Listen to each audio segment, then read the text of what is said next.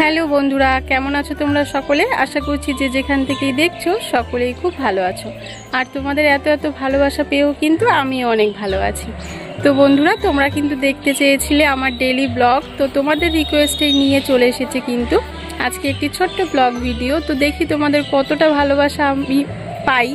তো চলো আজকে ভিডিওটা এখান থেকে শুরু করছি, তোমরা কিন্তু ভিডিওটার সঙ্গে থাকো। তোমরা অনেকেই আমাকে চেনো না, আর যারা আমার এর আগে পরের ভিডিওগুলো দেখেছো তারা হয়তো জেনে থাকবে আমি সেলাই নিয়ে ভিডিওটা বেশি দিই। কিন্তু তোমরাই রিকোয়েস্ট করেছিলে, দিদি ভাই তোমার ব্লগ ভিডিও দাও না, আমরা একটু দেখি। তো আমার ব্লগ ভিডিওতে তোমরা আর কি দেখবে, আমার রোজকার সেই একই রুটিন, সকাল থেকে রাত অবধি সেই বাড়ির মধ্যে একই কাজ, একই জিনিস, ছেলে মেয়ে এদেরকে নিয়েই সারাদিনটা কেটে যায়। তো দেখো আজকের দিনটা একটু আলাদা ছিল। আজকে মানে দিদি বাড়িতে যাব, আজকে ছিল রাখি পূর্ণিমা। আর ভিডিওটা কিন্তু আমি অনেক দেরি করে দিচ্ছি তোমাদেরকে। আমি ভাবছিলাম যে ভিডিওটা কি দেব না, তো ভাবলাম যে তোমরা এতবার রিকোয়েস্ট করেছো, তো আমি একটা ব্লগ ভিডিও তোমাদেরকে দিই। তো আজকে না দিদির বাড়িতে দিদি বলেছে তোমরা সবাই এসো মা, আজকের দিনটা ছিল রাখি পূর্ণিমা। তো আমি এই যে দেখো সকালবেলায় আজকে মেয়ের যেহেতু স্কুলটা বন্ধ ছিল, তাই ও একটু গানটা প্র্যাকটিস করে নিচ্ছিল। আর এখানে ছেলেও ঘুম থেকে উঠেছে। আর মানে সেলাই করার পরে না আর ভালো লাগে না, মানে তখন মনে হয় আমি কখন মেশিন থেকে উঠব। তো যাই হোক, আগের দিন রাত্রেবেলায় এই সব কিছু করে ঠোরে ব্লাউজটা হাফ কমপ্লিট করেছি, পুরোটাও হয়নি। তো এইভাবেই আর কি উঠে গিয়েছিলাম। আর এখন একটু সব কিছু পরিষ্কার করে নিচ্ছি। আর ব্লাউজের প্রচণ্ড এখন চাপ, কেন কি সামনে পুজো চলে আসছে। আর আমি কাজটা একটু কমই নিচ্ছি, যারা একদমই খুব কাছের, আমার সারা বছর আমাকে যারা কাজ দেয় তাদের কাজটাই নিচ্ছি।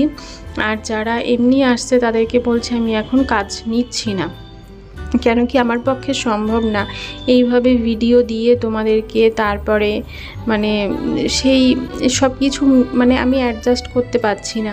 তো দেখো এই যে যারা কাজ দিয়ে যায়, তো তাদেরকে না আমি এইভাবে আলাদা আলাদা যার যার 3টে 4টে যাই থাকুক, আমি সব আলাদা আলাদা প্যাকেট করে প্যাকেটের ওপর নামটা লিখে রাখি, তাহলে আমার বুঝতে সুবিধা হয় খুব। আর না হলে আমার মাথায় থাকে না, পরে গিয়ে তখন সব উলটপালট হয়ে যাবে। আর এখানে সকালবেলায় এই যে দেখো ও কিন্তু ক্যামেরার দিকে তাকিয়ে বেশ হাসি খুশি। আর ব্রাশটা ও নিজেই আজকে করতে চাইছে। তো এসব কথা বলতে বলতে তোমাদেরকে তো বললামই না আমার পরিচয়টা। আমি হচ্ছে রূপা, আমি যেহেতু ব্লগে তোমাদের নামটা বলে থাকি। আর এই হচ্ছে আমার ছেলে, ওর নাম আর্য। আর আমার মেয়েকে তো দেখলে, মেয়ের নাম অনুশ্রী, মানে অনুশ্রী মণ্ডল। আর আছে তোমাদের দাদা ভাই, ও একাই, ওর একটা দিদি আছে। আর হচ্ছে আমার শ্বশুরমশাই আর শাশুড়ি মা, আমরা কিন্তু এই কজনই থাকি। তো আজকে একটু ছেলের জন্য মানে সব কিছু মিক্স করে বাদামের গুঁড়ো করে রাখছি। তো এখানে আমন্ড আছে, আখরোট আছে, কাজু আছে, পেস্তা আছে, এই সব দিয়েই কিন্তু আমি সব কিছু একটা মানে ডাস্ট টাইপের করে রাখি। আর এটা আমি ওকে যখন খাবার খাওয়াই তখন ওই দুধের মধ্যে দিয়ে আমি মিক্স করে নিই, এতে কিন্তু ওদের অনেকটা পুষ্টি হয়ে যায়। আর যেহেতু ওরা সব খাবার খেতে চায় না, ওই জন্য আর কি এটা আমি ওকে দিয়ে থাকি। তো দেখো এই সব কিছু হালকা আছে ভেজে নিয়ে তারপরে আমি মিক্সচারে করে এইভাবে গুঁড়ো করে এই যে একটা দেখো কৌটার মধ্যে কিন্তু আমি রেখে দেব। তো দেখো এই যে ফ্রিজ করে রেখে দেব। তো এখানে মাছকে সেই মানে উনানে চাপড়িগুলো যেগুলো হয় না মানে আটা দিয়ে, তো সেগুলোই বানিয়েছিল। আর ও মানে আমার ছেলে এটা বেশ ভালোই খাচ্ছিল, ও কিন্তু আজকে এটা প্রথমই খাচ্ছে। তো দেখো এরকম এটা খেতে বেশ ভালো লাগে, মানে লম্বুর মতো, বিস্কুটের মতো বেশ।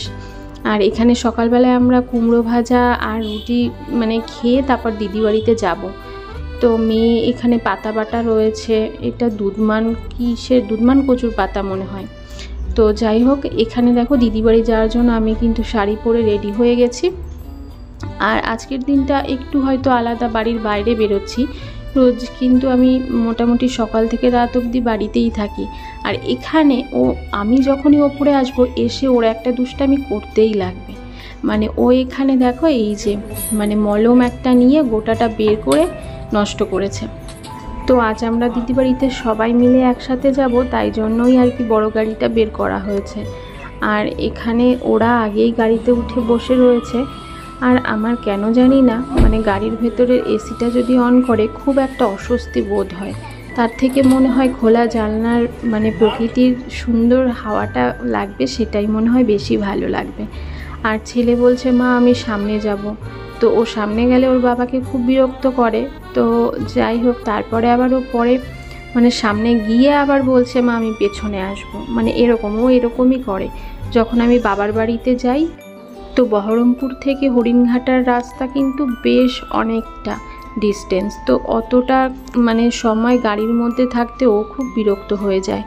আর দেখো এখানে প্রকৃতির কি অপরূপ দৃশ্য, পুজো যত এগিয়ে আসবে ততই কিন্তু আকাশটা এতটাই সুন্দর হয়ে যাবে। আর এখানে দেখো আমরা গাড়ি থেকে নেমে দিদির বাড়ির রাস্তায় হেঁটে হেঁটে যাচ্ছি। আর এখানে মেয়ে পৌঁছে গেছে বাড়ির সামনে। আর এখানে গিয়ে দেখবে ওর রিয়াকশানটা কী থাকে, মানে আমার ছেলের। ও আর কি মানে ওর দাদাকে খুব পিসির ছেলে, আমার ননদের ছেলে, ওকে খুবই ভালোবাসে। ও মানে বাড়িতে আমাদের বাড়িতে এলেও সারাক্ষণ কোলে উঠে বসে থাকে, ওর খাওয়াও লাগবে না, কিছু লাগবে না। আর ওখানে গেছে বাড়ি থেকেই বলে যাচ্ছে মা আমি পিসি বাড়ি যাব, দাদার কোলে উঠবো, মানে ওর এতটাই আনন্দ। আর এখানে দেখো ওই যে ও খুব আনন্দ, মানে দেখেই বুঝতে পারছো ও কিন্তু কোথাও না কোথাও ওর দাদাকেই বারবার খুঁজে বেড়াচ্ছে চোখ দিয়ে। তো ওকে দেখতে পাচ্ছে না, ওকে দেখলেও বুঝতে পারছো তোমরা।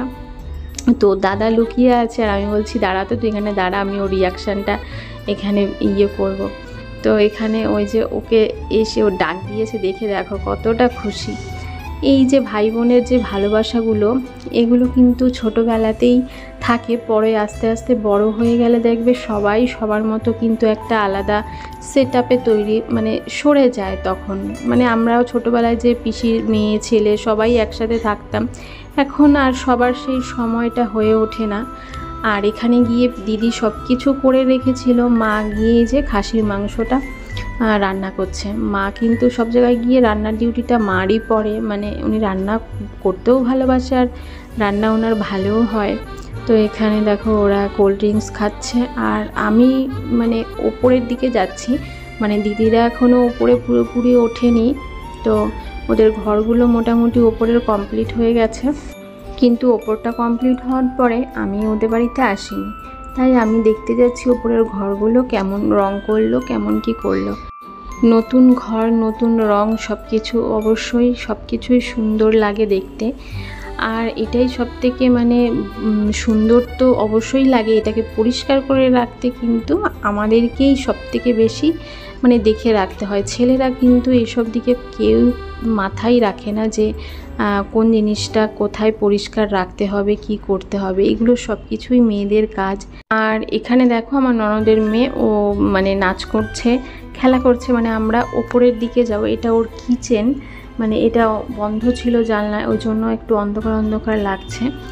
এই বেশ সব কিছুর ডেকোরেশন খুব সুন্দরই ছিল।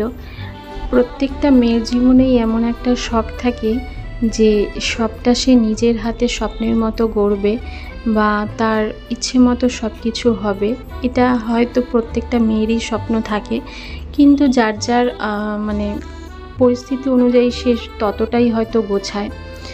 এখানে দেখো ওদেরকে এই যে দোলনা খেতে দেখে আমারও খুব ইচ্ছে হচ্ছিল, কিন্তু তখন বাবা ছিল, তখন আর দোলনায় উঠতে পারিনি। তো এই দেখো একদম ওপরে চলে এসেছি, আর উপর থেকে কিন্তু বেশ সুন্দর লাগছে, চারিদিকে সবুজ সবুজ। এই সময়টা কিন্তু একদম গাছের পাতাগুলো খুব সুন্দর সবুজ হয়ে থাকে। আর এখানে সবাই মানে আমার সাথে আরও মানে ওরাও চলে এসছে ওপরে, আর ওপর থেকে এতটাই সুন্দর লাগছিল দেখতে, তোমাদের কি বলবো, তোমরাও হয়তো বুঝতে পারছো। সব থেকে বেশি আমাকে মানে আকর্ষণ করছিল আকাশটা, মনে হচ্ছে তুলো দিয়ে আকাশটা একদম ঢেকে ঢেকে রেখেছে, আর মনে হচ্ছে পুরো একদম ওর মধ্যে গিয়ে ঝাঁপিয়ে পড়ি, এতটাই সুন্দর। এই আকাশটাই বারবার মনে করিয়ে দেয় যে সামনে কিন্তু পুজো চলে আসছে, আর বেশি দেরি নেই।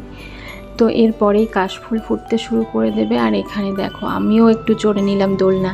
তো সত্যি সেই যে ছোটোবেলার দিনগুলো কোথাও হারিয়ে গেছে। আর এখানে কিন্তু মায়ের মাংস রান্না কমপ্লিট হয়ে গেছে। আর এখানে ওরা যেহেতু আজকে রাখি পূর্ণিমা ছিল, তো ওরা মানে জানি না সবাই কি বলছিল, 2টোর আগে মানে রাখি পরাতে না। কারণটা ঠিক বলতে পারবো না, ওই যে সবাই বলছিল এতে অমঙ্গল হয়, তার জন্যই আমরা 2টোর পরেই কিন্তু রাখিটা সব ওরা বসেছিল পড়াতে।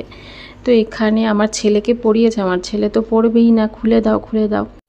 এই যে দিদির মেয়ের নাম হচ্ছে রাজশ্রী আর ছেলের নাম রূপম। তো রূপমকেই আর কি রাজশ্রী রাখিটা পরিয়ে দিল, আর এখানে আমার মেয়েও ওকে পরিয়ে দিচ্ছে। আর দাদা কিন্তু বেশ ভালো গিফট দিয়েছিল ওদের দুজনকে, সুন্দর 2টো ব্রেসলেট দিয়েছিল আর ছিল চকলেট। আর আমার ছেলে তো ওই চকলেটটাকে দেখে ওর মানে হাতে যা কিছু ছিল সব নিচে পড়ে গেল। দেখো এবার চলে আসছে হামলা করতে, মানে ও গোটাটাই একা খাবে। আর এত বড় চকলেটটা যদি একা খায় তাহলে কি আর মানে কি বলবো, পেটে ব্যথা করবে না বলো? তো দেখো ওরা খেতে বসে গেছে, আর ওদের খাওয়া হলেই কিন্তু তারপরে আমরা সবাই আর কি খেতে বসবো। তো আজকের পুরো ব্লগটি তোমাদের কেমন লেগেছে অবশ্যই কিন্তু তোমরা আমাকে কমেন্ট বক্সে জানিও। আর যদি তোমাদের এরকম রিপ্লে পাই তো অবশ্যই আবারও কিন্তু এরকম ব্লগ ভিডিও তোমাদের সাথে দেব। আর ভিডিওটি দেখে যদি ভালো লেগে থাকে অবশ্যই লাইক কমেন্ট সাবস্ক্রাইব করে আমার পাশে থেকো। আর যারা এই কাজগুলো অলরেডি করে ফেলেছো তাদেরকে অসংখ্য ধন্যবাদ। তো আজকে এখানেই, ভালো থেকো বন্ধুরা, টাটা।